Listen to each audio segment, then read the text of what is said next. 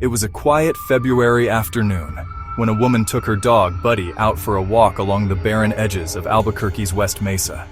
She thought nothing of it at first, until Buddy began clawing at the dry earth like something was pulling him. She called out, "Buddy, get over here!" But the dog wouldn't stop. Then she saw it, poking through the dirt. A bone, pale, thick, human. Gasps. No way. She backed away and dialed 911 with shaking hands. By nightfall, the entire hillside was lit with flashing red and blue lights. What they uncovered would reveal one of the darkest serial crimes in New Mexico history, and a mystery that still haunts the desert to this day. 11 women, 1 unborn child, and no killer in sight. They called him the West Mesa Bone Collector. Welcome to Truecrime Unsolved. February 2nd, 2009. The sky hung gray over Albuquerque, New Mexico. The wind was dry, bitter, empty. On the edge of the city, where houses gave way to hard desert clay, a woman walked her dog, Buddy, down an unpaved stretch of land known as the West Mesa. It was quiet, still, almost too still. Buddy ran ahead, ears perked. He stopped and began to dig.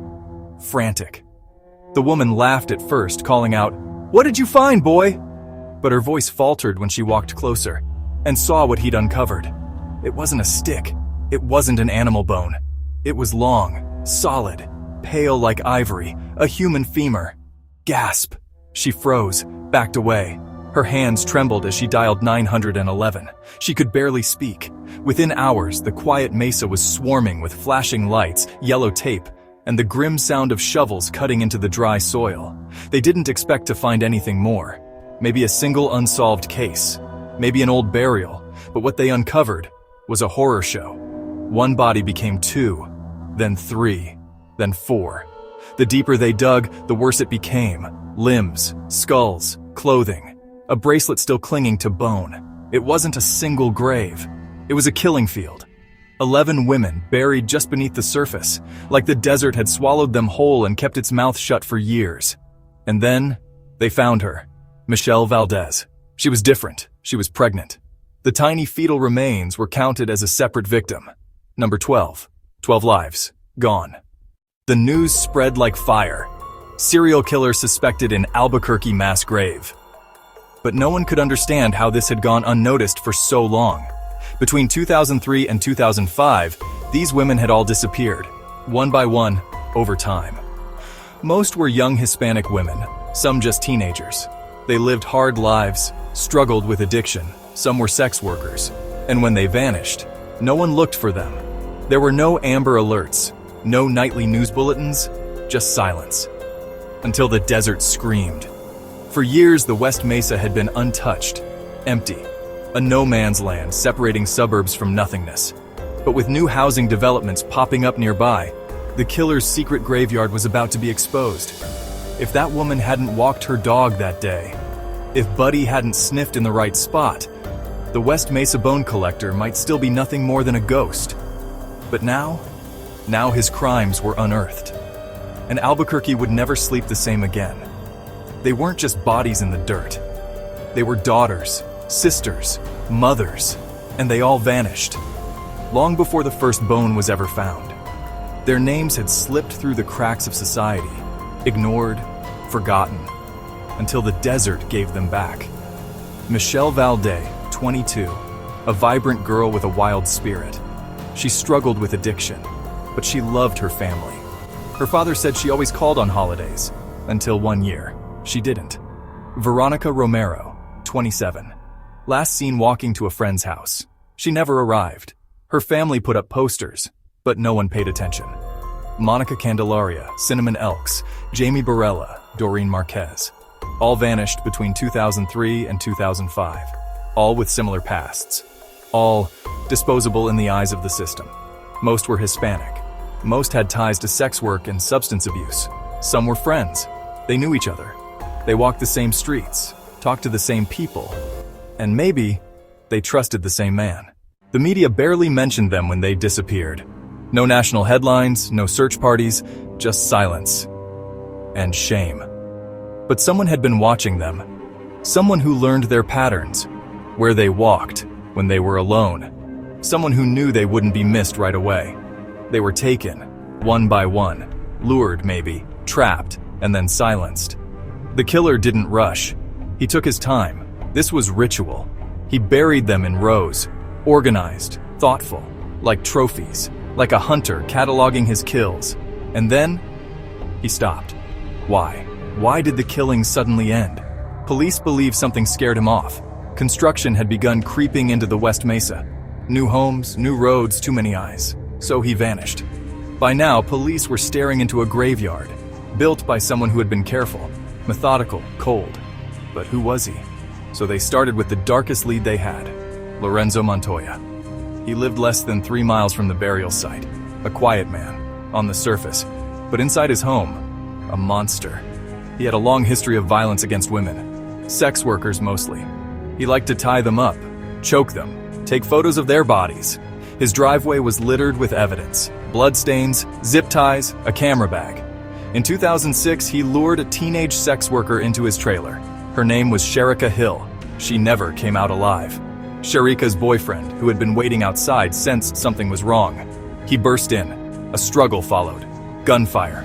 Montoya was shot and killed that night. His secrets buried with him. But when police searched his property afterward, they found tire tracks that matched the West Mesa area. They found maps, rope, photos. Was it him? Was Montoya the bone collector?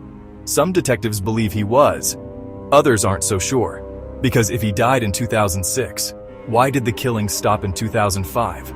Some believe this wasn't the work of one man, but a ring, a group of predators, possibly involved in trafficking, disposing of women they considered liabilities. Whispers of this theory spread fast, especially after one woman came forward. She claimed to have barely escaped. She said she had been trafficked through Albuquerque, that her captors knew about the West Mesa. She mentioned others, girls who were taken, used, and then vanished. She wasn't believed. She disappeared a few months later. Some believe she's one of the many still buried out there, undiscovered. Then there were rumors about truck drivers, serial killers who roamed the highways, picking up women at night and dumping them in towns far from their own. The FBI eventually got involved. They created a profile, male, mid-30s to 50s, familiar with the area, possibly a transient or someone in construction or landscaping, someone who knew how to disappear. But no arrests were ever made, no DNA, no eyewitnesses, no surveillance, just bones and silence. The city had a killer, but no face. And the scariest part? He may still be out there, watching, waiting, planning. Or maybe he walks among us. When the digging finally stopped, there were 12 bodies in total, 11 women, 1 unborn child, and no justice. The desert had given them back, but the system still failed them. Forensic teams packed away the remains into body bags. News vans rolled in. The city watched in horror as the names scrolled across the screen. Michelle Valdez, Cinnamon Elks, Veronica Romero, Doreen Marquez. Some families had waited years for answers. Others had already buried hope. Candles were lit, vigils held, memorials placed at the edge of the mesa. White crosses for every name, flowers that wilted in the sun, tears soaked into the sand. But what about the rest? The missing girls with no media coverage. The mothers who never filed a report because they were afraid or ashamed. To this day, many believe there are still more bodies out there. In 2021, bones were found again in the West Mesa area. The city panicked. Investigators rushed in, but they turned out to be ancient, not connected. Still, it reignited a fear buried just beneath the surface, that the killer, whoever he is, was never caught, never even identified. Some detectives have retired, others still follow leads, but the case remains open, cold. And for the families left behind, the pain never really ends. They see reminders in the dust, in the headlines, in the eyes of girls who now walk the same streets, unaware that someone once hunted here. What kind of monster buries his victims in rows like seeds, then disappears into the night? What kind of city lets women go missing without raising an alarm?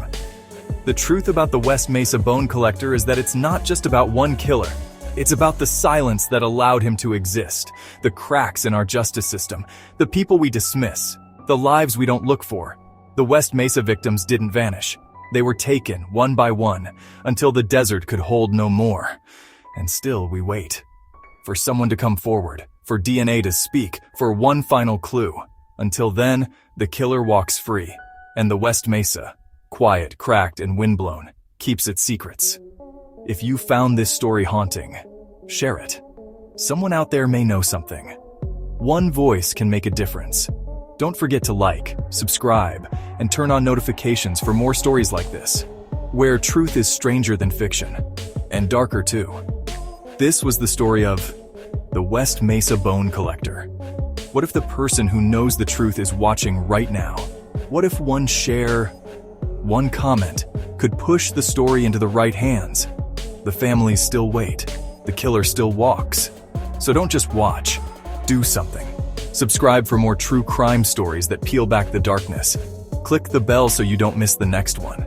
And share this video, because someone out there might hold the missing piece. This is more than a mystery. It's a warning. The desert may be silent now, but evil doesn't stay buried forever.